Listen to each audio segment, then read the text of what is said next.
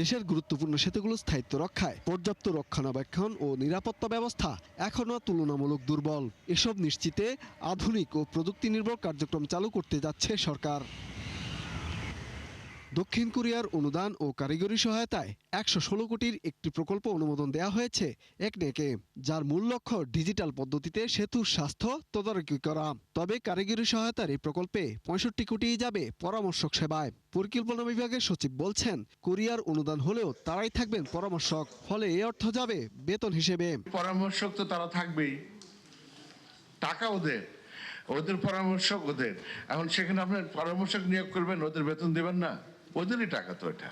কনসালটেন্টদের পিছনে ব্যয়টা হচ্ছে এইটা। মাননীয় প্রধানমন্ত্রী বলেছেন যে এখানে যাতে ওই টেকনোলজি ট্রান্সফার, আমাদের নিজেদের লোকজন যাতে প্রশিক্ষিত হয়, সেইটা কিন্তু খুব গুরুত্বের সাথে এই কারণেই নিতে বলা হয়েছে। এদিন একনেক সভায় অনুমোদনের জন্য তোলা হয় ১২টি প্রকল্প। তবে জ্বালানি সংকট মোকাবেলায় তড়িঘড়ি করে নিতে যাওয়া ১,৪৫৭ কোটি টাকায় ২টি ওয়েল ট্যাঙ্কার কেনার প্রকল্প অনুমোদন পায়নি এদিনের সভায়। বাদ পড়েছে তুরাগ নদী সুরক্ষার প্রকল্প। প্রতিমন্ত্রী বলছেন, একই জাতীয় প্রকল্প চলমান থাকায় আমলে নেওয়া হয়নি নতুন করে।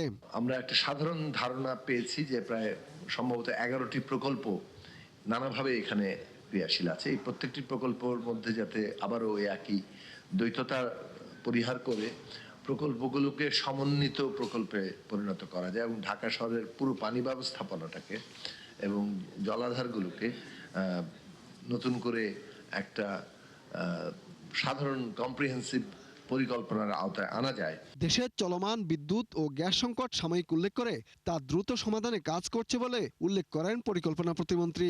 সভায় বিএনপি সরকারের কৌশলগত পঞ্চবার্ষিক পরিকল্পনা উদ্বোধন করা হয়। জ্বালানি খাত অন্যতম গুরুত্বপূর্ণ, বলতে পারেন প্রধান গুরুত্বপূর্ণ জায়গা। সেই জায়গাটার সমাধান না করতে আমাদের হবে না। ফলে আমরা বলছি ১ থেকে ১.৫ বছর কিংবা ২ বছর সময় লাগবে এই অবস্থাকে আমাদের উৎপাদনশীল অর্থনীতির উপযোগী করে তোলার জন্য। ইমদাদ হোসাইন, ৭১, ঢাকা।